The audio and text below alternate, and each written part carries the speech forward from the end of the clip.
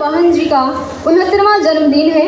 इस अवसर पर कुछ बोलने से पहले दुनिया में मानवता का संदेश देने वाले करुणा के सागर तथागत भगवान गौतम बुद्ध को नमन करते हुए सामाजिक क्रांति के महानायक महात्मा ज्योतिबा फुले, भारतीय संविधान के निर्माता, भारत रत्न बोधिसत्व परम पूज्य बाबा साहब भीमराव अंबेडकर एवं बानसेफ DS4 बहुजन समाज पार्टी के संस्थापक, सामाजिक परिवर्तन एवं आर्थिक मुक्ति के प्रेरणा मान्यवर कांसीराम साहब जी के चरणों में श्रद्धा सुमन अर्पित करती हूँ। आज के इस जयंती समारोह की अध्यक्षता कर रहे अध्यक्ष महोदय, मुख्य अतिथि तथा विशिष्ट अतिथिगण एवं सभी सम्मानित नेतागण तथा दूर दराज से आए हुए सभी सम्मानित भाई एवं बहनों, मैं Priyanka Gautam, MA of political science, daughter of mister Ram विचार गौतम, मंडल प्रभारी मिर्जापुर मंडल।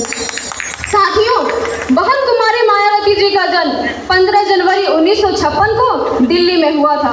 इनके पिताजी का नाम श्री प्रभुदास एवं माता जी का नाम श्रीमती रामरती था। पिताजी डाकघर में नौकरी करते थे। साथियों, जैसा कि आप सभी जानते हैं कि बहन जी संसद की शेरनी, आयरन लेडी के रूप में जानी जाती हैं। बहन जी अपने 4 बार के मुख्यमंत्रित्व काल में सर्वजन हिताय सर्वजन सुखाय के आधार पर भय मुक्त वातावरण कानून का राज स्थापित करने के लिए 1,86,000 नामी गिरामी अपराधियों को जेल के अंदर बंद कर सर्व समाज को न्याय देने का काम किया था। यही नहीं, विकास युक्त प्रदेश बनाने के लिए समयबद्ध तरीके से 26 जन कल्याणकारी योजनाओं, डॉक्टर अंबेडकर विकास योजना चलाकर गांव को संतृप्त करने का काम किया था, जिसके परिणाम स्वरूप 2008 में फोर्ब्स ने बहन जी को दुनिया की 100 सबसे शक्तिशाली महिलाओं की सूची में 59वें स्थान पर शामिल किया।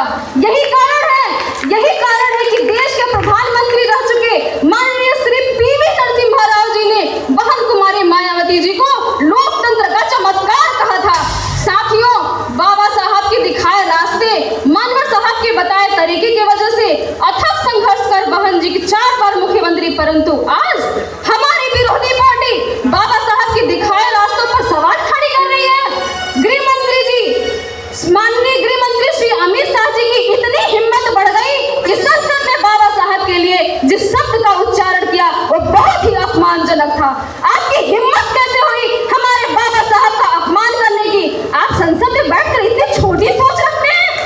मैं तो कहती हूँ कि माननीय गृह मंत्री जी, आपको एक बार पुनः संविधान पढ़ने की आवश्यकता है। साथियों, आज देश में तमाम ऐसी पार्टियां हैं, सपा, भाजपा एवं अन्य छोटे मोटे दल के नेताओं ने अक्सर बाबा साहब का विरोध किया, जिन्होंने महापुरुषों के नाम बड़े जिलों को बदलने का काम किया तथा ST, SC, OBC के प्रमोशन के लिए बिल व आरक्षणों का विरोध किया। साथियों, यही नहीं, जीते जी तो छोड़ो, मरने के बाद भी बाबा साहब को कांग्रेस ने भारत रत्न की उपाधि नहीं दी और आज सभी दल के नेता बाबा साहब का नाम दे रहे हैं, जो कि ये छलावा है। साथियों, अगर बहन जी और BSP पार्टी ना होती, आज सारी पार्टियां बाबा साहब का सम्मान करने के लिए मजबूर ना होती। इनके सम्मान करने का मतलब हमारा वोट लेना है। साथियों, मैं पूछती हूँ क्यों घबराते हो तुम? मैं पूछती हूँ क्यों डरते हो तुम? अरे जब तुम्हारे सिर पर उस शेरनी का हाथ है तो क्यों कमजोर महसूस करते हो तुम? चलिए आज हम सब मिलकर यही प्रण लेते हैं। आने वाले चुनाव में बहन जी को सत्ता में लाकर रहेंगे। जिस दिन हमने यह ठान लिया वह दिन ज्यादा दूर नहीं जब हमारे भारत देश में बहुजनों की सत्ता होगी। साथियों, बहुजनों की सत्ता होगी। अंत में बस 2 पंक्ति पढ़ना चाहूंगी। विजय हो इस बार तुम्हारी, विजय हो इस बार तुम्हारी, माथे पर कुमकुम चंदन हो। विजय हो इस बार तुम्हारी, माथे पर कुमकुम चंदन हो। बंद शेरनी पुनः दहाड़ो, महिला सशक्तिकरण का फिर से वंदन हो, महिला सशक्तिकरण का फिर से वंदन हो। जय भीम, जय भारत, जय संविधान, जय सर्वोदना। बहुत बहुत धन्यवाद प्रियंका बेटे। प्रियंका एक संदेश देकर के आप लोगों को गई। इसका कहना था कि तोड़ दो पायल की झनकार, अरे तोड़ दो पायल की झनकार, हाथ में ले लो तीखी तलवार, हटा दो घूंघट का श्रृंगार, बनो रणचंडी का अवतार, बनो रणचंडी का अवतार। यह संदेश देकर के प्रियंका आप लोगों के बीच में चली गई है। साथियों, अब इसी